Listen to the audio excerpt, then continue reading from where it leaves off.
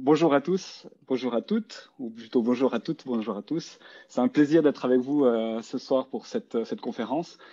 Gilles m'a super bien présenté, je suis presque gêné, j'ai pu me mettre. Je vais vous présenter juste peut-être en deux mots InnoArchitect, l'entreprise pour laquelle je travaille. Il y a une des particularités peut-être au niveau suisse, on s'occupe autant de stratégie, donc d'accompagnement de la stratégie au niveau vraiment de la direction générale, donc tout ce qui est orienter l'entreprise, que de faire l'innovation. Donc Gilles l'a dit avec le design thinking, le lean startup, toutes les méthodes vraiment pour amener et créer un produit. J'ai mis habilité parce que c'est plus que des formations. On pense que pour avoir un impact, vraiment, on doit vraiment donner les outils aux gens, dans nos clients, pour qu'ils puissent, à l'intérieur de l'entreprise, innover. Les partenaires, donc on est une start-up, ou plutôt une PME maintenant, de 30 personnes à peu près. On est basé à Berne, au Gourten, au pied du Gourten, dans l'ancienne brasserie du Gourten. Et puis, c'est là où les partenaires ont décidé de créer l'InnoSpace, donc un lieu où on pouvait innover, parce qu'à l'époque, il y a 6-7 ans, il n'y avait pas tellement de lieux vraiment qui étaient adéquats pour vraiment générer ces idées, avoir un lieu inspirant. Et tout ça, ça peut que marcher s'il y a aussi le bon réseau. On est 30, mais on a un réseau de 80 spécialistes qu'on peut activer suivant les clients et suivant les challenges dans lesquels on est devant. Donc ça, c'est un petit peu ce qu'on fait. Nous, on a voilà, des différents produits. Je vous ai mis quelques chiffres ici, quelques produits phares. Par exemple, le Bootcamp, vraiment en 6 jours, à la place de 6 à 9 mois pour développer un premier MVP, un premier produit. On cumule 200 ans d'expérience dans l'innovation d'entreprise entre les partenaires, entre tous les spécialistes, avec mes collègues. On a formé plus de 800 personnes en Suisse dans différentes méthodes d'innovation, autant facilitateurs que dans certaines des méthodes. Et puis, voilà, 80 personnes dans notre réseau. Un petit peu quelques chiffres. On est beaucoup avec des clients suisses. On a fait aussi un petit peu de clients internationaux, mais on est principalement basé en Suisse sur les grandes entreprises suisses. Quelques clients avec lesquels on travaille, donc la Poste, la Migros, pour citer quelques-uns. Évidemment, il n'y a pas tout le monde, mais ce n'est pas le plus important pour aujourd'hui. Ce que j'aimerais faire avec vous aujourd'hui, on a discuté quand Claude m'a demandé, on s'est dit, ouais, c'est l'idéation, mais ce serait quelque chose qui soit assez pratique. Après, on était venu sur la facilitation, puis aujourd'hui, on va vraiment avoir, alors peut-être ceux qui s'attendent à faire que de l'idéation vont être un petit peu déçus. On va vraiment faire de la facilitation. J'ai 4 méthodes que j'aimerais vous amener. Donc, peut-être nous, un petit peu la vue d'ensemble, et puis 4 méthodes, 4 trucs de facilitation que vous pourriez demain engager, directement utiliser. Une des méthodes, ce sera l'idéation, ce sera générer des idées, mais 3 autres méthodes que je vais vous laisser aussi découvrir. Des choses que je pense que tout le monde, vous pouvez tous utiliser, égal si vous faites l'innovation ou pas. Des fois, on dirait c'est du bon sens. Et moi, je me dis, ouais, si tout le monde le faisait, on aurait peut-être moins de jobs, mais en fait, ce n'est pas encore le cas. Donc, il y a encore du boulot à faire. Donc, je suis très content de pouvoir vous amener ces points-là. Et puis, on finira avec les questions-réponses. Je pense qu'on regardera avec Gilles, mais j'aimerais bien prendre peut-être 2 questions par truc et astuce pour pouvoir peut-être déjà répondre à un ou l'autre élément. Et puis, on finira avec quelques questions peut-être plus générales ou bien à la fin encore. Voilà. Et avant de commencer, pour savoir un petit peu le public, qu'est-ce que vous avez comme compétences, vos compétences en innovation? Un petit sondage qui va s'afficher. Donc, première idée, donc, aucune idée, je suis curieux. Vous êtes là venu voir un petit peu ce qui se passait.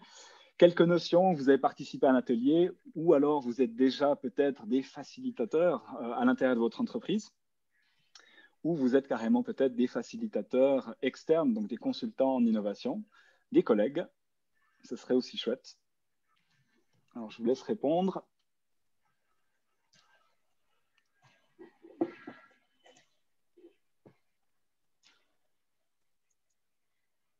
Magnifique. Voilà. Donc maintenant, théoriquement, est-ce que tout le monde voit les résultats? Non? Super. J'ai quelques notions, donc on est bien. Je pense que c'est pas mal. C'est super.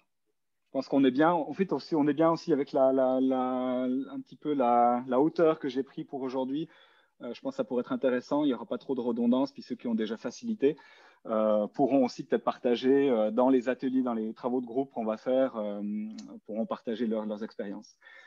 Très bien. Donc, le premier, ce qu'on va faire peut-être pour introduire, on va fermer ça. Tac. 2 mots sur le design thinking. Donc, le design thinking, un processus qui a été développé il y a une vingtaine d'années. Il y a les 5 phases. En fait, ça, c'est le Stanford que nous, on utilise, par exemple, chez nous. Si vous cherchez sur Wikipédia, vous en trouverez des centaines. Il y a chacun qui adapte un petit peu à sa sauce. Ça, c'est le premier, peut-être, message. Vous ne laissez pas tout à coup effrayé par ça. Il y a différents courants, il n'y a pas de juste ou faux, il y a des principes qui sont similaires et communs à tous, qui est de créer de l'empathie. On veut savoir pour qui on va résoudre ce problème, définir qu'est-ce que on veut faire, donc qu'est-ce qu'on a appris et puis vers où on veut aller, quelle est la direction en tant qu'équipe, qu'est-ce qu'on veut résoudre, générer des idées, on est dans l'idéation, donc dans le thème un petit peu de ces 3 modules. Là, c'est clair, c'est générer des idées sur le thème qu'on veut et le problème qu'on veut résoudre. Rendre l'idée concrète le plus tôt possible, le plus rapidement possible pour qu'on puisse, en fin de compte, la tester avec des clients, des utilisateurs, les personnes qui seront amenées à utiliser peut-être l'idée, le produit. On a l'impression comme ça, quand je vous le présente, que c'est hyper linéaire et en fait, ça n'est pas du tout. En fait. C'est ce qui est très déstabilisant pour les équipes. On va pouvoir peut-être revenir, faire de l'idéation, prototyper, tester, se rendre compte que c'est pas ça, rechanger le prototype, revenir dans la définition pour dire on doit pivoter et puis après, en fin de compte, reprototyper et puis arriver à vraiment ce que les gens veulent, ce qui va répondre vraiment aux besoins des gens. Le design thinking, il est très utile quand il n'y a pas de solution évidente. Si vous avez un problème solution, vous n'avez pas besoin de vous casser la tête, bon, ben, le design thinking, il n'est peut-être pas idéal, enfin, il n'est peut-être pas le plus utile. On parle l'utilité, c'est vraiment quand il y a des wicked problems, par des problèmes compliqués où on ne sait pas par où commencer en fait. Donc on est obligé de commencer quelque part et puis tâtonner un petit peu pour voir où est-ce qu'on pourra aller. Donc ça, c'est le design thinking. En rapide, les principes de base, c'est centré sur l'humain. Ça, vous retrouverez dans toutes les définitions. Puis s'il n'y a pas ça, c'est que ce n'est pas du design thinking. Et puis être dans le contexte de l'utilisateur. Ce n'est pas simplement je vais faire un meeting et puis je vais inviter les gens chez moi, c'est que je vais aller au-devant, voir les gens, voir qu'est-ce qu'ils pensent et puis voir ce qu'ils vivent aussi, eux, dans leur contexte. C'est rendre rapidement les idées concrètes. C'est pas on va faire maintenant un document de 50 pages qu'on va envoyer à la moitié de la Terre et puis dans 4 mois, on va se rencontrer pour voir qu'est-ce qu'on en pense. C'est est-ce qu'on arrive avec des Legos, avec différents matériels de prototypage à le rendre concret et tangible. Et à la fin, c'est itérer, faire des boucles jusqu'à ce qu'on ait trouvé ce qui fonctionne, ce que les gens veulent réellement ou pas. Ça, c'est les 3 principes de base. Ça match vraiment dans tous les processus qui aillent 5 steps, 9 steps, 3 steps. C'est vraiment la base du design thinking. Le Lean Startup, vous avez peut-être entendu parler. Il y a quelque chose qu'il faut faire attention, c'est le Lean Manufacturing et le Lean Startup ne sont pas la même chose. Eric Ries s'est inspiré de la philosophie, donc de la méthode du Lean Manufacturing, mais ce n'est pas la même chose. Lui, il a repris des éléments et puis il a développé sa méthode. Qu'est-ce que le Lean Startup ? Peut-être, je vous l'explique peut-être en comparaison. Donc, vous avez des projets peut-être qui vont commencer par faire des plans. Hein, question peut-être aussi cascade. Des plans, je vais acheter le matériel, je vais faire des crash tests dans mon coin. Donc là, on n'a toujours pas parlé à des utilisateurs. Et je vais créer là 2 chevaux qui volent. Magnifique.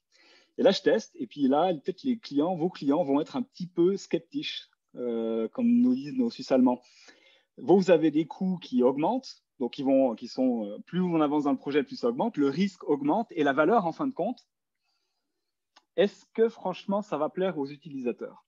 Donc, le problème, c'est vraiment le risque de construire le mauvais produit, de gaspiller du temps, de l'effort, de l'argent, de l'énergie de vos équipes, et parce qu'on a appris seulement à la fin que ce n'est pas ça. Et l'approche du Lean Startup, c'est plutôt de se dire, si je veux aller du point A au point B, eh ben, je vais commencer par un skateboard. Et ben oui, il ne va pas être content, mais ça me permet déjà d'entrer en contact avec l'utilisateur, de regarder un petit peu ce qu'il veut, puis de pouvoir peut-être adapter, partir peut-être sur une trottinette, un canon, du base jump, et pour finir peut-être sur un drone. Mais l'idée, c'est vraiment d'aller pas à pas et de limiter les risques pas à pas, en fait, pour pouvoir maximiser en fin de compte la valeur. Et puis, ce ne sera pas moins cher. Ça, je peux déjà vous dire, avec l'expérience sur les 4-5 dernières années, on n'économise pas de coûts. On limite plutôt le risque et on essaie plutôt de coller vraiment qu'est-ce que la valeur et qu'est-ce qu'on va pouvoir vraiment offrir à nos utilisateurs.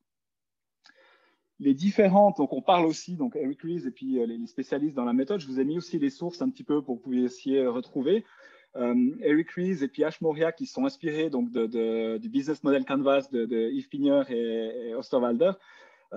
C'est vraiment documenter le plan. Hein, qu'est-ce que c'est notre idée? Qu'est-ce qu'on veut faire? Il y a quelques ajouts par rapport aux différents canvas qui existent. Ils les ont un petit peu adaptés. Et puis, ça va être d'essayer de voir est-ce que ce plan fonctionne. Et pourquoi on dit l'approche scientifique? Ça veut dire, comme les scientifiques, si on fait la théorie, une théorie de quantique, par exemple, ils ne peuvent pas faire des expériences pour prouver qu'elle existe. Ils peuvent faire des expériences pour prouver que ça ne marche pas. Et c'est ce que vous allez essayer de faire en faisant dans le Lean Startup, c'est de créer des expériences pour voir que ça ne marche pas. Et si vous n'arrivez pas à démontrer que ça ne marche pas, ben, c'est que vous n'êtes peut-être pas sur la mauvaise, c'est peut-être pas la mauvaise piste et puis que vous allez peut-être avoir du succès.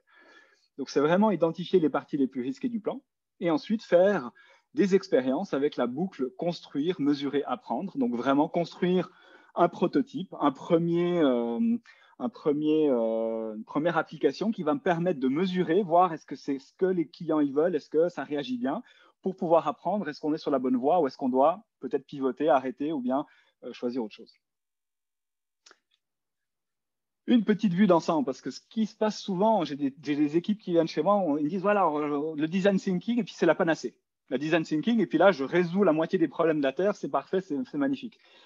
Nous, on a un petit peu schématisé un petit peu comment est-ce que les méthodes, elles s'imbriquent entre elles. Et puis, je pense que c'est un des premiers take-out qui peut peut-être vous amener quelque chose. Donc, on a le design thinking, il est très utile et très utilisé, surtout dans la première phase, l'espace du problème. C'est-à-dire qu'on ne sait pas encore exactement ce qu'on veut faire.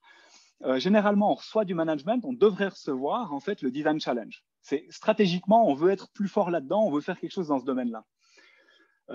Vous allez, dans cette partie-là, commencer à identifier quel est le premier problème, le problème qui fait vraiment le plus mal, qu'on doit vraiment résoudre, ou le besoin le plus important pour les clients. On parlait d'idéation, ben c'est dans cette phase-là, on va générer beaucoup d'idées, on ne sait pas encore forcément lesquelles, on va devoir tester, on va devoir tâtonner. Et donc là, on va tourner jusqu'à ce qu'on ait un première idée de voilà, c'est ça, c'est cette idée-là, ce prototype-là, cette idée-là fonctionne, et puis maintenant, on va vouloir la mettre en place. Et puis pour nous, là, on passe dans le domaine, dans l'espace de la solution. Et Lean Startup va nous permettre là de mettre sur le marché, gentiment, donc de créer les premiers MVP, de pouvoir faire les tests, et puis de pouvoir le lancer et valider notre business model, valider en fait le processus, que ça fonctionnait, tout ça. Là, à ce moment-là, on a une esquisse de projet, on a peut-être déjà une première idée comment on veut résoudre ça, et on a aussi de nombreuses options. Et ça, c'est Lean Startup qui va nous permettre un petit peu d'orienter quelles options on va pouvoir utiliser, quelles options fonctionnent le mieux. Et en fin de compte, vous avez l'espace du marché. Quand vous avez validé et puis vous avez éliminé vos risques, peut-être que vous allez en cascade, hein, vous créez le projet, OK, c'est bon, on y va. Ou alors, vous continuez de méthode agile, développement agile, ou alors, on fait ce qu'on appelle, nous, on continue chez nous, c'est le scaling, donc c'est vraiment la croissance. On parle aussi, dans le jargon ici, de growth hacking. C'est comment est-ce qu'on arrive à pousser la croissance, donc à hacker cette croissance pour vraiment commencer à lancer le produit, en fait. Et là, à ce niveau-là, on a un projet. Donc ça permet un petit peu de regarder. Moi, quand j'ai des équipes qui viennent, disent, voilà, j'ai une idée, tout ça là, je dis, OK, donc tu es plutôt dans l'espace de la solution. Et puis, le premier truc que je me demande, je dis, ouais, mais est-ce que vous avez bien validé le problème? Et souvent, ce n'est pas le cas. Donc ça, c'est déjà des premiers points. S'il y a le chef qui vient en disant, oh, j'ai ce thème-là et je pense qu'il faut faire quelque chose, là, on est clairement plutôt dans le design thinking où on va faire de la recherche, on va faire du need finding, voir quels sont les besoins et tout ça. En fin de compte, le chemin d'innovation, là, je vous ai montré un petit peu le processus. Vous l'avez retrouvé aussi très certainement dans la présentation d'Yves Pigneur. On parle toujours de la même chose. Peut-être on le montre différemment. Là, je vous ai mis peut-être sur le dessin, on a le désert de la stratégie. On doit avoir un peu la direction aussi du management. Si on ne l'a pas, vous allez avoir les mêmes problèmes, les mêmes bloqueurs que Yves expliquait le 2 juin. C'est que les gens, à un moment donné, les managers ne vont pas mettre l'argent sur la table pour vraiment réaliser si ça ne passe pas dans la stratégie d'entreprise. Et là, vous allez être assez rapidement, peut-être vous limiter. Aujourd'hui, moi, j'aimerais vous transmettre des trucs que vous pouvez faire dans votre domaine. Si la stratégie n'est pas là, vous ne pouvez pas faire grand-chose. Vous allez être bloqué, en fait. Le deuxième message, c'est ici, on a différents, nous, on est 30 spécialistes.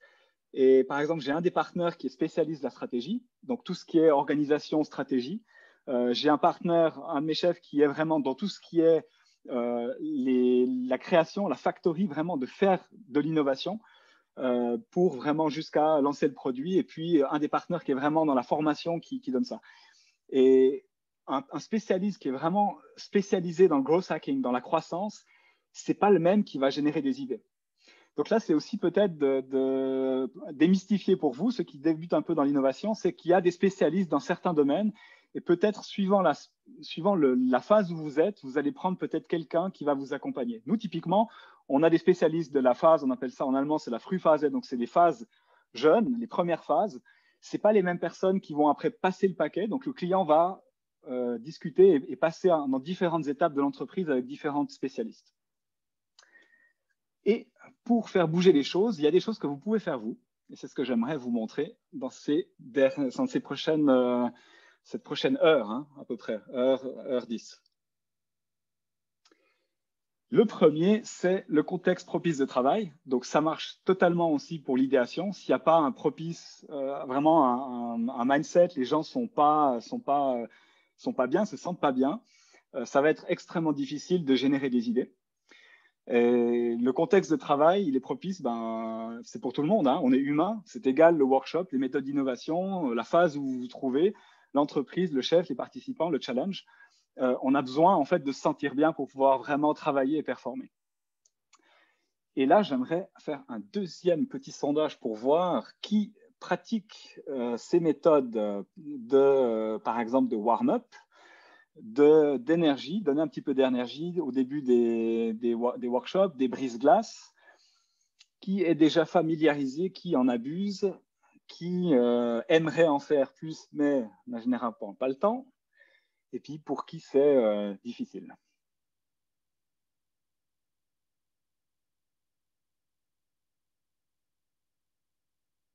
C'est bien.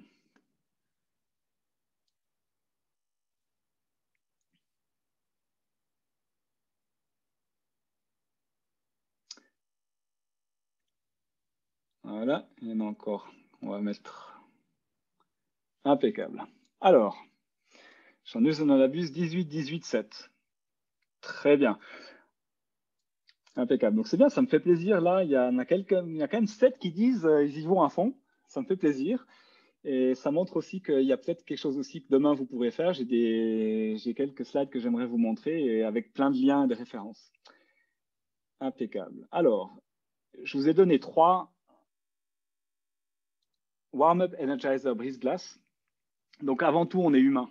On vient tous avec notre passé, nos expériences, peut-être notre fatigue de la journée, des moments. Et ces éléments brise-glace, ces éléments où on va peut-être pouvoir se lâcher, ça permet de créer aussi une confiance en fait dans le groupe, de se sentir bien.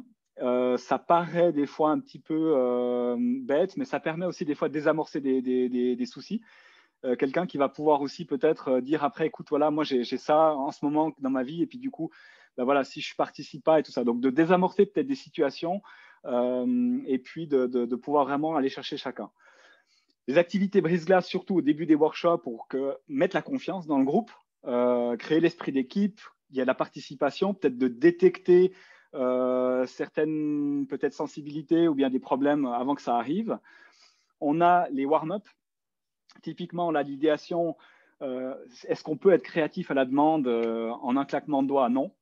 Franchement, quand on est toute la journée dans l'analytique, dans la sélection, de se lâcher, et puis en plus l'injonction, soyez créatif, lâchez-vous, ça crispe encore 2 fois plus. Donc on a besoin de ces activités. Moi, le bon signe, si vous voulez, c'est vraiment quand les gens commencent à rigoler. Là, j'ai réussi mon warm-up. Quand ça commence à rigoler, c'est qu'on a atteint et puis ça part bien. Energizer, important, parce que là, c'est vraiment tout le monde. tout le monde, vous le voyez. Et puis en plus, en digital maintenant, c'est une horreur. On rentre de midi, c'est déjà pénible en digital. Et en plus, on a toute la digestion qui s'est enclenchée. Et puis là, on a envie, comme le chat, de juste poser la tête sur le bureau. Donc vraiment, surmonter le trou qui survient après le repas. Il y a aussi des warm-up en digital, des energizers qu'on veut faire en digital. C'est plus difficile, mais c'est possible. J'ai mis quelques liens ici que vous pourrez utiliser, des bonnes ressources dans lesquelles on va piocher. Il y en a des centaines et des centaines. Mon truc, c'est commencer peut-être avec quelques-unes, les tester dans un cercle où vous vous sentez à l'aise. C'est clair que si vous avez un groupe, la direction générale, et puis que vous commencez avec un warm-up dont vous n'êtes vraiment pas à l'aise, ça va vraiment pas bien se passer. D'expérience, même si c'est complètement fou, si vous y croyez à fond, si vous êtes complètement barré, les gens après ils vous suivent et ça le fait en fait. Si vous doutez vous-même du warm-up, ça va être extrêmement compliqué. Les gens le sentent en fait. Donc c'est est-ce que vous avez vous-même plaisir et puis commencez petit à petit monter en puissance. Moi, mon collègue Pascal, lui, c'est un fada de ça. Il fait aussi du théâtre d'impro. Il y a des méthodes, c'est génial ici. Donc, c'est vraiment aussi des choses qu'on peut faire avec des managements vraiment qui ne sont pas ridicules, mais qui permettent aussi de bouger et puis de sortir peut-être un petit peu du mode je suis en train de collapser ou je suis à 2 doigts de dormir. Et ce que j'aimerais faire avec vous maintenant, c'est une première session, le Alien Warm-up. Vous avez très certainement fait des interviews, essayé d'aller faire de la recherche client et tout ça. Et souvent, on arrive avec la tête farcie déjà d'idées parce qu'on sait comment ça fonctionne et tout ça, puis on n'écoute pas et on ne pose pas la moitié des questions qu'on devrait réellement poser aux gens. Et le Alien Warm-up, j'adore le faire parce que ça permet de remettre un petit peu, c'est le reset aux personnes pour vraiment les mettre dans le mindset. Maintenant, on va écouter. Qu'est-ce que je vais vous demander? Donc déjà, on va vous envoyer maintenant 5 minutes dans une salle à 2 personnes. Et je vais demander à tour de rôle, vous allez jouer un terrien et un alien. Le but du terrien, c'est d'expliquer à l'alien qu'est-ce que c'est manger du chocolat. Et évidemment, l'alien, vous n'avez aucune idée ce que c'est du chocolat. Donc, vous n'allez pas partir dans le mode, voilà, alors le chocolat, c'est une fève de cacao, machin là. C'est plutôt, voilà, pourquoi vous mangez du chocolat? Puis, alors, ça fait plaisir, mais pourquoi ça fait plaisir, en fait? C'est quoi le plaisir? Et donc, vraiment d'essayer de re-questionner, de laisser vos préconnaissances derrière et puis de vraiment poser des questions. Et c'est assez incroyable parce qu'on arrive vraiment tout à coup sur ce qui motive les gens, pourquoi ils font ça, dans quelle situation, et puis de ne pas rester sur « Ah, moi, je sais déjà, oui, bah, évidemment, le chocolat, et puis oui, c'est un antidépresseur, et patati patata, mais pourquoi ?» Donc, c'est regarder avec un œil neuf, poser des questions, même si on croit savoir la réponse, et puis c'est se laisser surprendre parce qu'on va être surpris. Donc, je ne sais pas comment ça s'est passé dans vos groupes-là, on pourra débriefer aussi un petit peu après. C'est pas évident, hein.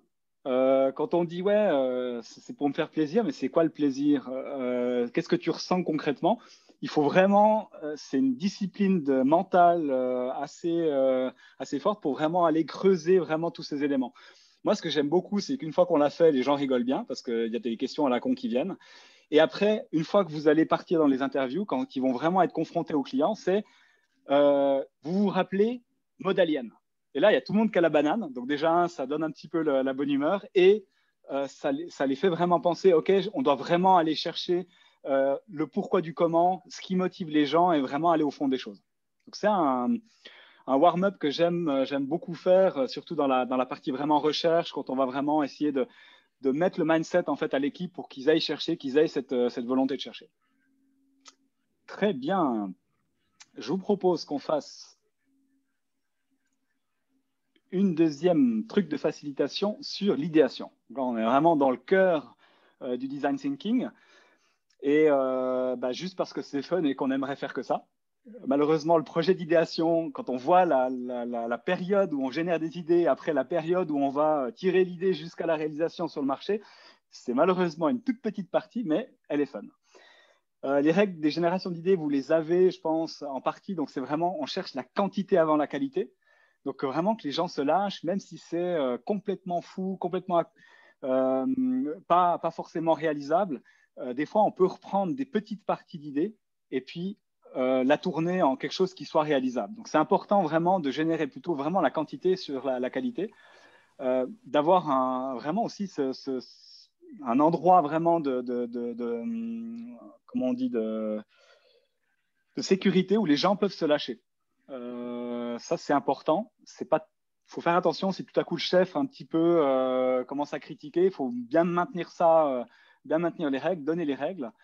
C'est place aux idées folles, comme j'ai dit avant, construire sur les idées des autres. Et puis, il y a peut-être quelque chose là aussi à démystifier. C'est pas j'ai donné mon idée et puis c'est la mienne. Ça, on veut pas. C'est vraiment le design thinking, c'est la co-création. C'est que tu vas me faire penser à ça, ça va me faire penser à quelque chose et on va construire et on va commencer à se monter la tête, le bourrichon, et puis trouver la meilleure idée possible. Donc ça, c'est vraiment l'émulsion qu'on veut atteindre et vraiment de le favoriser. Il y a pas, c'est pas mon idée, c'est pas ton idée, c'est nous qui essayons de trouver la meilleure idée possible. Essayer d'être visuel, ça c'est souvent un petit peu où ça pêche. Les gens sont très textuels, on voit d'autres parties du cerveau qui sont activées. Et rester focalisé sur le thème, ça ne sert à rien de générer des idées qui ne vont pas résoudre la problématique que vous avez là. J'aimerais vous montrer deux méthodes. Et puis, la première, c'est la pire idée, qu'on peut même utiliser comme warm-up. Moi, je l'adore, celle-là, c'est une de mes préférées. Ça met la bonne ambiance dans l'équipe. Et puis, une deuxième, c'est que ferait, trois petits points, que ferait telle ou telle personne, que ferait cette entreprise et tout ça. Donc, deux idées concrètes. Ce qu'on va faire ensuite, c'est de les tester. On va vraiment s'entraîner un petit peu. Et ces deux ont un point commun, c'est changer de perspective, en fait. C'est que moi, je suis dans mes chaussures, dans mon truc, avec ma vie, mes connaissances, ma manière de penser. Et ces deux méthodes-là, elles vous obligent à réfléchir et à voir le problème ou le challenge d'un autre angle. La pire idée. La pire idée, c'est quand votre challenge, c'est par exemple, comment pouvons-nous attirer les spectateurs de moins de 30 ans, c'est de brainstormer donc, en groupe pendant 3-4 minutes la pire idée pour aller justement à l'inverse. C'est qu'est-ce qu'on pourrait faire pour attirer encore moins de jeunes, que ce soit tellement rébarbatif, que ce soit tellement nul qu'il n'y ait personne qui vienne. Et là, généralement, ça, c'est la partie warm-up, c'est que les gens se lâchent. Alors, au début, ils sont un peu timides, et après, c'est vraiment le challenge. Et moi, je dis aux gens, c'est qui va trouver la plus grosse. Une fois que vous avez bien brainstormé là, qu'ils arrivent un petit peu là, c'est de prendre la pire idée. Et généralement, pour trouver la pire idée, on regarde dans tous les sens comment est-ce qu'on pourrait attaquer le truc et on essaie de la tourner en meilleure idée. Donc, dans ce cas-là, on prend un présentateur le moins connu des jeunes. Je ne vais pas dire personne, comme ça, je suis politiquement correct. Et peut-être, si on le tourne, on dit, on prend un influenceur, un blogueur célèbre dans cette tranche d'âge qui va venir peut-être présenter l'émission ou quoi que ce soit. Donc, vraiment, le côté fun au début, se lâcher, puis là, généralement, ça rigole. Puis là, vous entendez les groupes qui commencent à se prendre la gueule. Et ensuite, de prendre la pire. Et là, vraiment de générer des idées. Comment est-ce que si on tourne maintenant cette pire idée en meilleure idée, comment ça pourrait être, à quoi ça pourrait ressembler? La deuxième, c'est en fonction de ce que vous avez, vous pouvez choisir quelques personnalités et puis essayer de faire réfléchir les gens. Mais que ferait par exemple Mike Horn s'il devait vous concevoir une expérience spéciale? Que ferait Elon Musk? Que ferait Steve Jobs? Ou bien que ferait Gandhi? Donc prendre les différentes personnalités et dire c'est vrai. Ouais, c'est vrai que lui, il prendrait peut-être cette vision, il prendrait peut-être cette qualité, ou bien il mettrait ça, ou bien c'est vraiment là. Donc là, vous pouvez aussi avoir pas mal de liberté. Vous pouvez aussi faire brainstormer votre équipe, quel est votre pire compétiteur, et puis après, que ferait ce pire compétiteur-là? Et de nouveau, qu'est-ce que lui, il proposerait? Ça, c'est aussi une des méthodes. Donc les méthodes d'idéation, il y en a des centaines et des centaines et des centaines. C'est une question de goût aussi. Qu'est-ce qui vous plaît? Moi, j'ai aussi celle qui me plaît, là où je sais que ça fonctionne bien, je suis à l'aise, j'ai pas besoin de faire là. Donc, c'est aussi d'avoir la curiosité d'aller en chercher des nouvelles, mais aussi de regarder ce qui est peut-être aussi adapté sur le moment, aussi avec l'équipe. Voilà, alors c'est la mort dans l'âme que je vous ai repris des sessions des breakouts. J'espère que vous avez eu un bon moment, que c'était fun. J'ai vu des bons trucs dans Miro, j'ai bien rigolé. Donc là, on a bien compris, il y en a qui ont bien compris le concept de la pire idée. J'en prends une, donc malbouffe, médicaments, drogue, cigarettes. c'est pas mal. Là, ça va bien, hein. On est bon avec ça. On a la junk food dès le matin. Ça, je pense que c'est même pas la pire idée. C'est malheureusement une réalité pour certains enfants. Écran sans limite, pas mal. Directement le matin. Voilà, donc ça, c'est vraiment, moi, j'aime bien ça. Il y a un côté désinhibé. Et puis surtout aussi, il y a des gens qui se mettent une pression énorme pour trouver vraiment la meilleure idée. Et puis là, on casse ça direct d'emblée. On dit, ouais, non, là, maintenant, c'est vraiment la pire. Puis là, généralement, il y a tout le monde qui peut participer. Ça marche assez bien. Et du coup, Donc, je suggère qu'on prenne une question, parce que pour moi, il y en a une concernant ce petit interlude. volontiers. Dans quelle mesure favorises-tu l'empathie aussi en te mettant dans les bottes de quelqu'un d'autre? Une question philosophique, presque grave. Bien, je dirais, je pense que l'empathie, c'est vraiment dans le design thinking, c'est important. Dans cette phase-là, le changement de perspective, tu es plus dans d'essayer de regarder le problème et la situation d'un autre œil qu'avec tes yeux, tes propres yeux, avec ton propre vécu.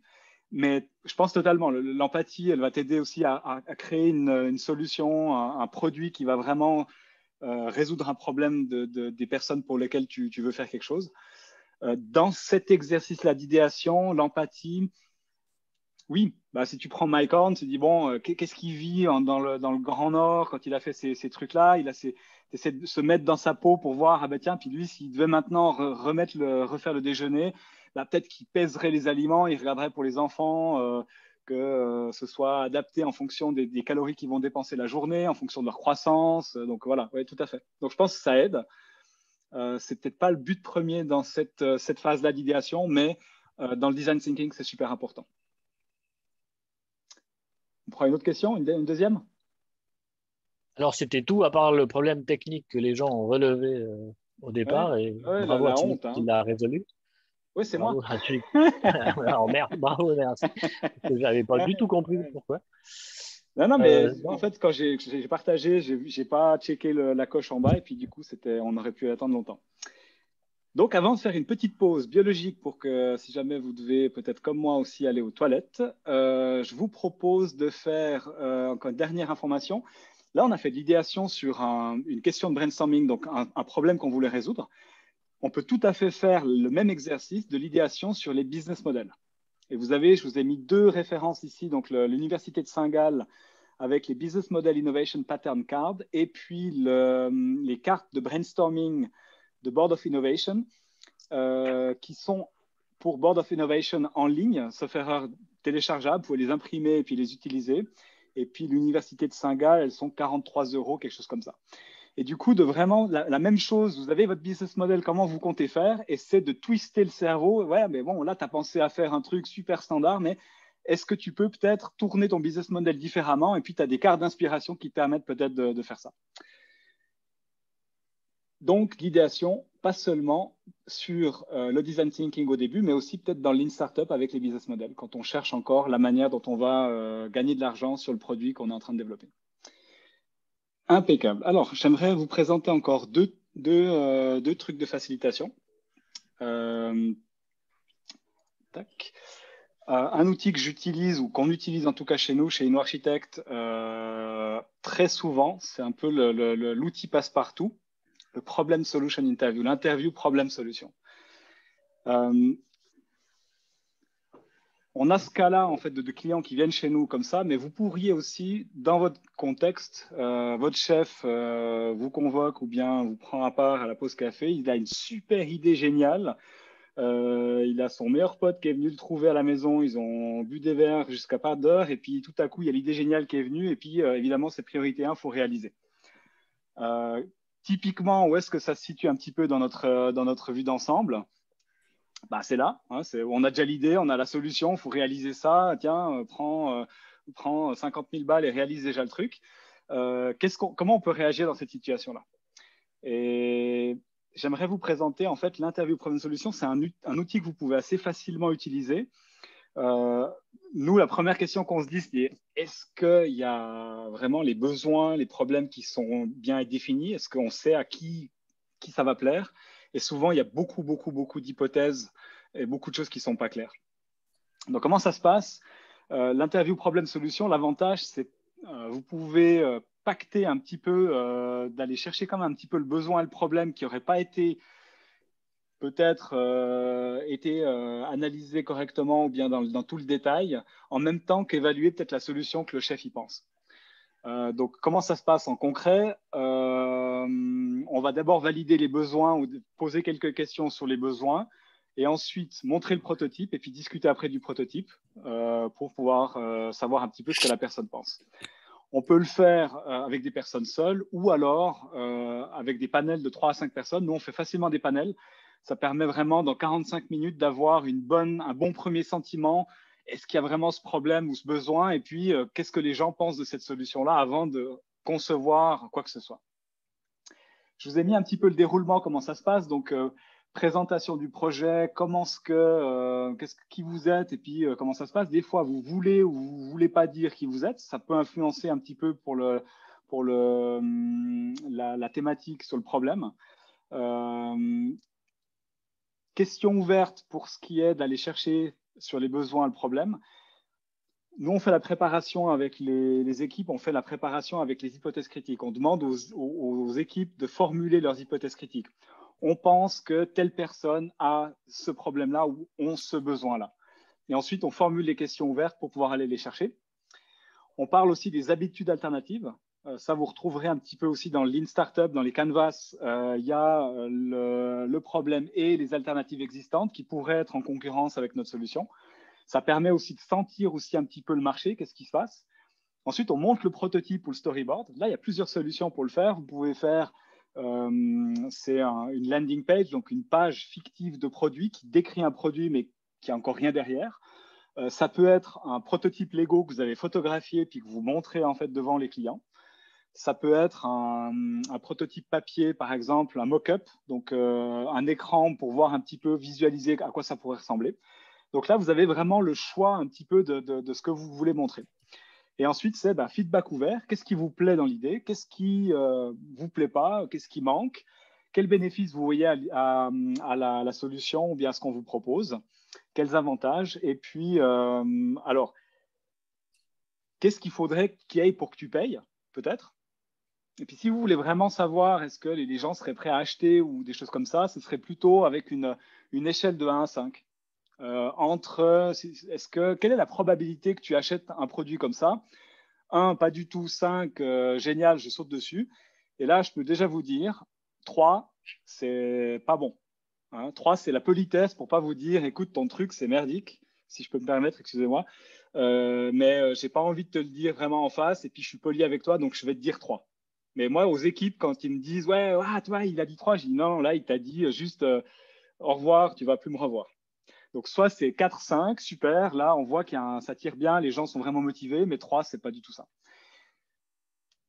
Un cas, par exemple, avec Airbnb, si on prend, donc hypothèse critique, si on devait faire l'exercice, nous croyons que les personnes privées sont d'accord de mettre leur lit à disposition.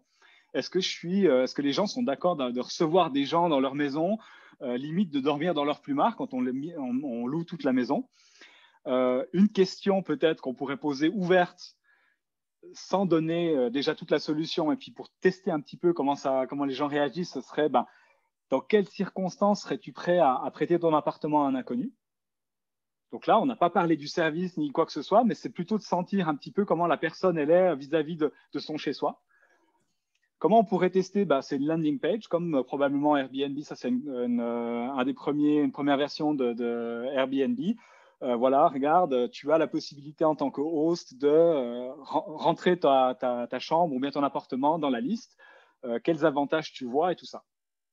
Après, quel bénéfice as-tu à ton idée? Là, ils mettent, voilà, make money by sharing your space. Est-ce que vraiment faire de l'argent, c'est ce qui anime, ce qu'ils veulent vraiment les privés qui veulent louer leur appartement? Et ça peut être aussi des hypothèses critiques. On va vouloir aussi lister et puis, d'une manière ou d'une autre, avec des questions ouvertes, aller chercher sans avoir biaisé éventuellement, évidemment, parce que si vous dites, voilà, on est en train de faire une plateforme pour louer tes biens et puis voilà, et tu vas pouvoir te faire de l'argent, est-ce que tu es intéressé? Est-ce que tu as le problème de boucler tes fins de mois ou bien de faire un petit peu d'argent? Là, vous avez déjà biaisé tout et puis c'est fini, quoi. Donc, je n'ai pas besoin de vous l'expliquer. En tant que business analyst, vous êtes des maîtres aussi des questions et puis de faire attention de ne pas avoir trop de biais. Donc là, c'est vraiment l'ordre est important. Est-ce que vous avez des questions au niveau d'interview problème-solution? C'est un outil que nous, on aime bien. Vous pouvez le préparer de différentes manières. Il y a différentes options, vraiment aussi plus ou moins long. Des fois, on fait des interviews de 20 minutes. Ça suffit aussi déjà pour avoir déjà une première idée. Et ça permet d'avoir une première idée sur, en même temps, est-ce qu'il y a vraiment ce problème et puis comment est-ce que la solution elle est perçue. Je me tourne vers Gilles. Est-ce qu'il y a des questions? Est-ce que je continue peut-être sur le quatrième truc? Je te propose de continuer parce qu'il y a une question, mais elle n'est pas spécifique à ça, et puis elle permettra de conclure pas mal aussi la chose. Donc, je te la poserai après. Magnifique. Dernier truc de facilitation. Et là, on va commencer par un premier sondage aussi. Ne pas atteindre la Saint-Glinglin pour voir les clients utilisateurs. Non, ce n'est pas une bonne idée. Et du coup, le sondage. Premier sondage, dans peut-être le dernier projet que vous avez mené, vous avez dû participer. Combien de temps, depuis le moment où vous avez commencé à travailler, donc on ne parle pas du premier moment où la personne a commencé à penser le truc, mais vraiment, ouais, vous avez commencé à vous mettre au travail et à faire des workshops, à partir de ce moment-là, combien de temps jusqu'au premier contact client?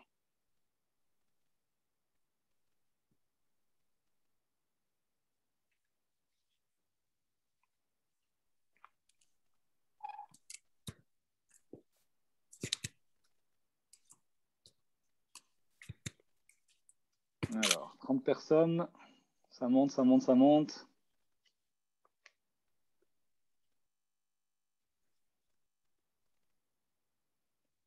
Bien, des bonnes choses là.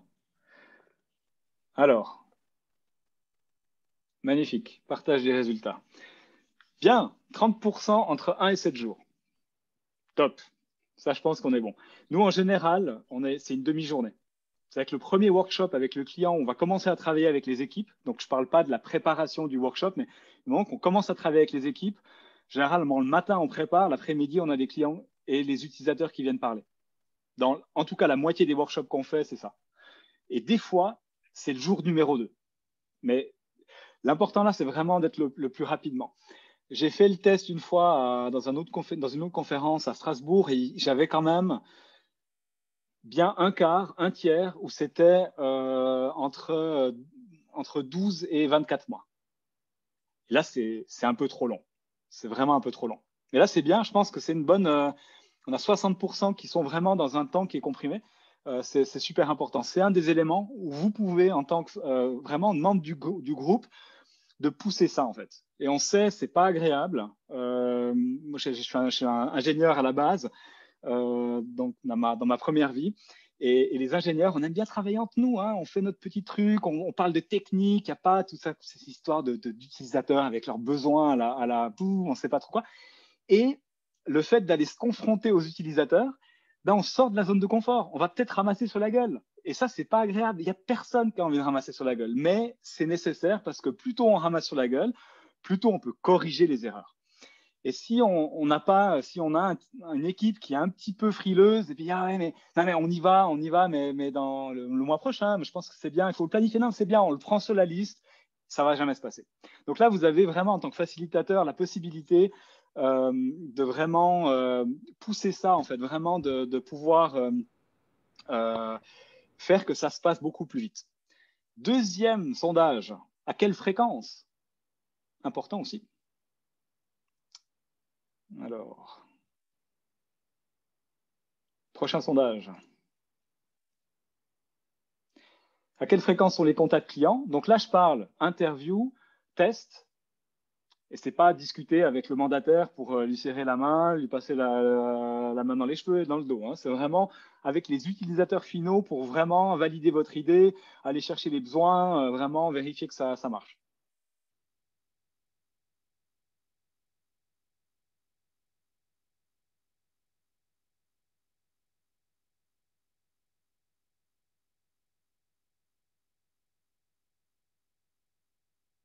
Ouais, tous les jours. Ouais. Il y en a un qui a une personne tous les jours. Ça, c'est fort. Là, on est carrément, on travaille avec le client. Mais ça, ce serait bien, c'est de la co-création. Il y a le client qui est avec nous. Je le vois tous les matins à 8 heures. Impeccable. Toutes les semaines, alors ça, c'est un peu le... Je pense qu'on peut finir le sondage. Voilà, dernier. Impec. Bien, je pense là, toutes les semaines, c'est bien. C'est suivant le projet, suivant le staffing, évidemment, c'est à regarder, mais c'est vraiment une bonne tendance. Suivant quel projet on a, nous, on appelle ça l'incubation, donc c'est vraiment la mise sur le marché dans la méthode d'une startup.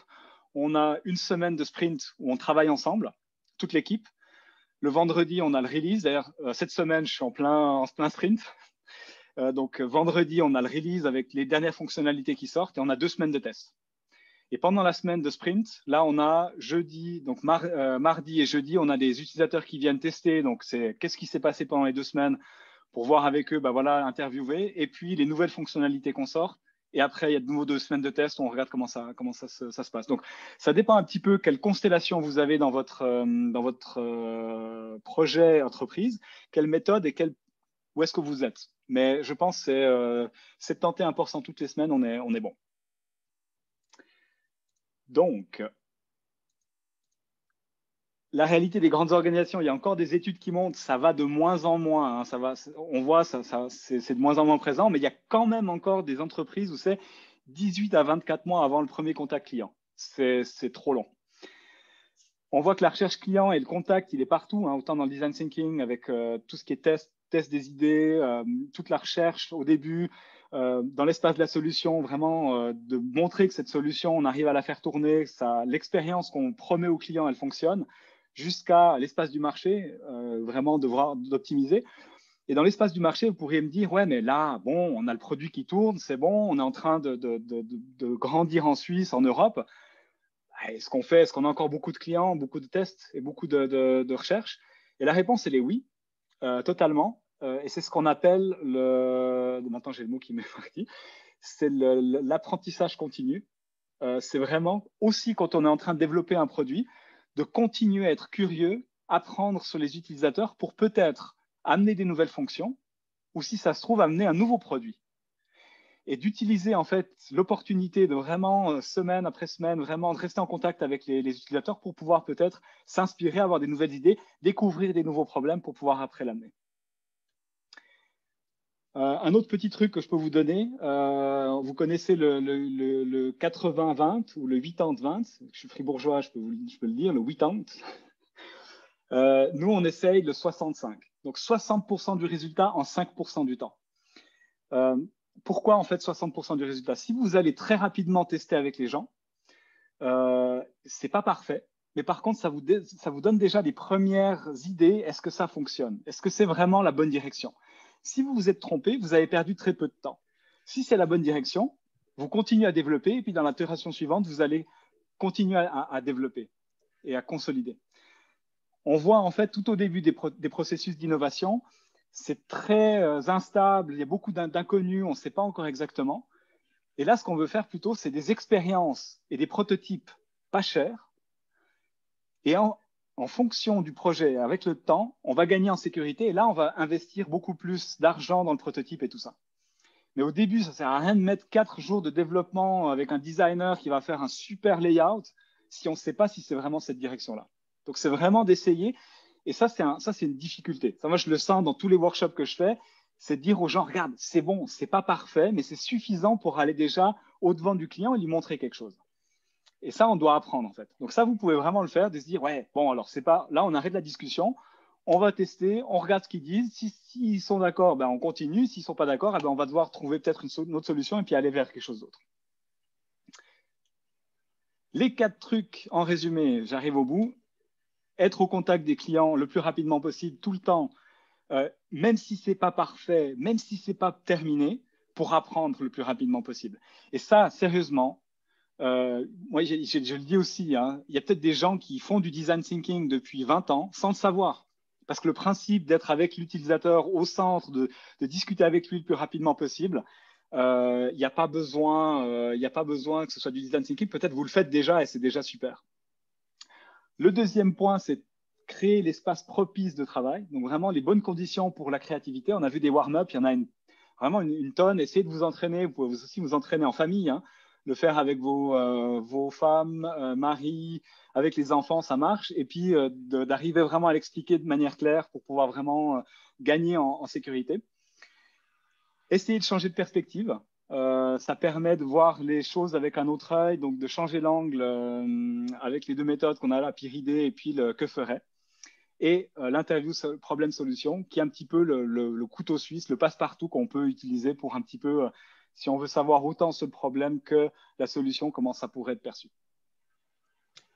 Voilà, on a un petit peu dépassé. J'ai un petit peu accéléré à la fin. Si ça vous intéresse de développer plus de compétences, on a nos formations en Romandie qu'on donne environ 2 fois par année. Il y a une prochaine session qui se passera en automne pour ancrer durablement justement l'innovation d'entreprise, donner vraiment 2 jours, donc 1 jour de design thinking, 2 jours sur Lean Startup pour comprendre la méthode, 2 jours pour expérimenter vraiment, aller plus profondément dans toutes les méthodes, donc vraiment tout ce qui est recherche client, ce qui est prototypage, toutes les méthodes vraiment pour le prototypage, et puis 2 jours de facilitation pour apprendre à modérer un groupe, après pouvoir déjà faire des petits ateliers et puis commencer à mettre un pied dans la facilitation. Et je serai à la fin. Je suis maintenant tout oui pour vos questions. Merci Sébastien pour ce super mini workshop accéléré, mais qui, je pense, a appris à tout à chacun au moins quelque chose. J'ai 2 questions qui sont remontées intéressantes dans le chat, hein, enfin dans le chat sur SpeakUp. La première qui dit: le délai entre le workshop et le contact client dépend aussi du type d'entreprise ou produit. Question. Oui, je dirais qu'il y a des entreprises qui sont plus frileuses, où c'est plus difficile et du coup, tu as besoin de plus expliquer et puis ça se passera peut-être un petit peu moins vite. Ça dépend toujours si tu le fais en tant qu'interne ou si tu le fais en tant qu'externe. Pour nous, je vais te dire, on a tous les types d'entreprises. On a du transport, de l'assurance, la commerce de détail, de l'énergie. On fait toujours la même chose. On explique, regarde, ça c'est notre manière de fonctionner. Ça c'est ce que vous allez en retirer. Et puis, grâce à ça, vous allez gagner en vitesse. Donc, tu peux tout à fait dire, voilà, pas de problème, cette branche-là, c'est un peu plus compliqué, il faut là, et du coup, tu vas peut-être aller un petit peu moins vite entièrement. Je pense que tu dois faire aussi, si tu facilites en interne, tu dois tenir compte un petit peu peut-être, tu ne peux pas leur rouler dessus, en fait. Je pense que c'est de nouveau créer un climat aussi confortable. Les gens, s'ils sont paniqués et puis qu'ils mettent les cas de fer, tu vas pas, ça sera peut-être difficile. Là, peut-être tu dois prendre du temps, expliquer, puis peut-être l'amener d'une autre manière. Mais notre expérience, c'est que tu peux le faire avec tout le monde. Ça marche partout. Donc, ça répondra aussi à la question qui posait la question si c'était applicable au secteur privé. Donc, tu as donné la réponse. Oui. Il y a une question. J'ai d'ailleurs justement la question administration d'une ville. On a donné un cours justement aussi avec le SANU à Bienne. Tout ce qui est développement durable. Et puis, il y avait la commune d'Yverdon qui est venue avec son staff pour pouvoir aussi se familiariser au design thinking, donc totalement. Ouais. Il y a une question qui me semble intéressante, c'est 65, oui, mais présenter un nouveau concept à un client, c'est aussi s'exposer. Il faut parfois 3 ans pour acquérir un nouveau client et 5 minutes pour le perdre. Je pense que c'est une réalité en fait de ce qu'on entend. Et ma réalité en fait dans les workshops qu'on a, j'ai jamais sur les 4 dernières années entendu un client qui s'est plaint, qui a dit vous êtes tous une bande de et puis je ne veux plus jamais vous parler. Je dirais que c'est le contraire. Quand on explique bien aussi aux clients, regarde, là on est en train de réfléchir à un nouveau concept, une nouvelle idée. On est vraiment tout au début, on a des premiers prototypes qui sont vraiment moches, mais on aimerait déjà maintenant avoir ton avis là-dessus. Et c'est plutôt le contraire, c'est que les gens se sentent écoutés. On dit, ah, ils viennent chez moi, et s'ils n'ont pas le temps, ils vous diront non, on n'a pas le temps, tout ça là, donc on arrête là. Mais moi, j'ai jamais entendu Et peut-être ceux qui ne veulent pas, ils ne sont tout simplement pas au test. Ils disent non, écoute, j'ai pas le temps, ils ne viennent pas, puis fini. Mais ceux qui sont là, généralement, ils ont un monstre plaisir. C'est ben, c'est intéressant ce que vous faites, oui, et du coup, on a là. On fait aussi pas mal de recrutement des fois dans les réseaux. Ça veut dire qu'on va demander aussi aux réseaux de se mobiliser pour dire voilà, est-ce que vous avez peut-être, vous connaissez une entreprise qui est là-dedans, on cherche tel profil de personne de telle entreprise pour pouvoir voir qu'est-ce qu'ils en pensent et tout ça là. Mais on explique, il faut expliquer en fait dans le processus dans lequel vous êtes et pas dire voilà, on a déjà la solution qui est prête, tu n'as plus qu'à signer pour acheter. Non, c'est vraiment, regarde, on est tout au début.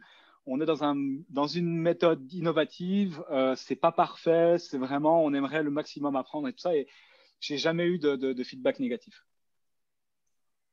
Alors, je peux confirmer parce que j'en ai jamais eu non plus dans tout ce que j'ai fait. Au contraire, j'ai eu que des clients qui étaient parfois étonnés, même internes, hein, on ne parle pas forcément de clients externes, en disant ah, ben, pour une fois, on vient nous poser la question, quoi. Euh, alors, deux questions sur les méthodes. Alors, une qui parle de pourquoi panacher les méthodes ne se suffisent-elles pas à elles-mêmes, j'y arriverai. Et l'autre qui dit dans quelle mesure utiliser des outils, des canevas, des processus limite la créativité ou la stimule. Alors, deux questions à la fois, c'est dur. Est-ce que tu Ouais. peux la première, je vais Alors, la reprendre la première. première, c'est pourquoi panacher les méthodes? Parce que les prendre individuellement, c'est pas mieux, en fait, grosso modo. Je dirais que tu panaches parce elles ont deux objectifs différents. Le Lean Startup, il n'est pas là pour générer des idées et savoir comment ce que tu vas, quel problème tu vas vouloir résoudre. Généralement, Lean Startup, et c'est ce que Eric Ries, quand il a créé, enfin, quand il a un peu pacté, parce qu'il a repris des trucs aussi qui existaient, faut pas se mentir, c'est beaucoup de récup de certains éléments, puis après, en faire un joli paquet cadeau qu'ils peuvent revendre. Ça, c'est les consultants. Mais elle a un autre but en fait. Le Lean Startup, c'est vraiment pour mettre en place l'idée, éliminer les risques pour la mise en place et pour aider les startups parce qu'il s'est rendu compte que dans sa startup, il a galéré et puis il s'est dit, mais peut-être que je pourrais faire quelque chose pour aider les startups à se mettre en route. Et le design thinking, c'est d'un autre aspect, c'est vraiment l'utilisateur au centre, on veut résoudre leurs problèmes. Et nous, on est plutôt dans le style, plutôt dans la philosophie, on utilise ce qu'on trouve le plus adéquat pour le client au moment où il est et puis dans le processus où il se trouve. Donc, on a notre processus d'innovation où on amène le client. Ça m'arrive aussi de coacher dans certaines entreprises. Je dis, voilà, nous, on a ce processus-là, puis du coup, je m'adapte. Mais je dirais qu'elles ont des objectifs différents. C'est des méthodes avec des objectifs différents. Mais je pense qu'il est important, les canvas et tout ça, si vous l'utilisez aussi à l'interne, mon message, moi, je suis assez pragmatique, pas dogmatique. Je pense que ça, c'est important. C'est utiliser ce qui fait sens aussi. C'est pas aveuglément dire, ouais, machin dit qu'il faut, donc vous allez mettre tout en place et puis du coup, on se retrouve à faire de l'over-engineering du truc. Moi, je pense qu'il faut savoir pourquoi on le fait, qu'est-ce que ça nous amène à ce moment-là, et puis de le faire correctement. Et si ça marche pas, ben peut-être se dire, bon, pourquoi ça marche pas chez nous? Et peut-être qu'il y a des méthodes qui marchent pas dans l'ADN de votre entreprise. Et c'est trouver aussi peut-être ce qui va fonctionner dans votre entreprise, plutôt que d'appliquer aveuglément des méthodes sans recul. Donc moi, je dirais que c'est pour ça que design thinking, c'est relativement difficile. Il y a des centaines et des centaines de méthodes différentes derrière. Ça prend du temps à avoir un bon sentiment. Et puis, il n'y a pas de recette unique en disant, voilà, dans cette situation, tu dois utiliser cet outil. C'est plutôt vous qui allez dire peut-être, ouais, là, je sens que ça pourrait vraiment amener l'équipe à l'étape suivante. Et puis, c'est important. Et je pense que ce qu'on a vu aujourd'hui, les 4 trucs, c'est vraiment la base. Que vous fassiez d'innovation ou pas, si vous faites ça, vous allez avoir un certain succès. La deuxième question. Et je vais en prendre une dernière parce que le temps file. Et puis celle-là, comme elle est quand même, on est quand même dans un concret de l'IBA, donc où places-tu le métier de facilitateur par rapport au BA? À mon avis, le BA peut être facilitateur. Dans le sens, ça peut être pour certaines phases, parce que c'est dans une partie du métier. Quand on fait du need finding, quand on parle de need finding et de recherche, c'est le travail du business analyst d'aller de découvrir les besoins, de pouvoir les formaliser et tout ça là. Donc moi, je pense que il y a une partie qui peut être vraiment faite par le facilitateur, c'est en partie des profils qu'on a dans nos formations. Et je pense qu'après, pour certains éléments, le business analyst peut se faire seconder par un facilitateur externe s'il y a des soucis, s'il y a des éléments peut-être un peu plus difficiles ou bien des passages un petit peu plus, des transitions. Typiquement, entre le design thinking et après Lean Startup, quand on met en place, peut-être que le setup, il y a besoin de quelqu'un qui va regarder. Ou peut-être si le business analyst est peut-être trop lié en fait à l'intérieur. Donc, il y a des situations qui peuvent le permettre, mais moi, j'exclus pas. Moi, j'ai fait 8 ans de business analyse. Ça m'a paru, et il y a beaucoup de choses que j'ai fait au CFF en tant que business analyst. Ça me choque pas. Donc, il y a d'autres méthodes que j'ai appris encore après derrière, mais je vois rien qui empêche en fait un business analyst de dire, mais moi, ça me plaît. J'aimerais faire un peu plus de facilitation. Alors, on va quand même conclure, parce que j'ai dit que c'était la dernière, mais là, on va quand même prendre, je vais quand même prendre la note, enfin la question qui a été le plus upvotée. C'est tout le monde veut voir le brocoli. Ah Yes. Attends, je vais enlever l'écran. Pour enlever le... Ah, pas ça. Enlever le fond virtuel. Pour les autres questions, bah, je vous conseille voilà, le fameux brocoli. C'est l'élément de design qui fait aussi en digital. Les gens disent, après 1 heure, ils disent, attends, est-ce que j'ai bien vu, il y a un brocoli sur sur ton canapé derrière. Je dis, oui, c'est ça. Du coup, ça fait un petit élément Merci sympa. beaucoup, Sébastien.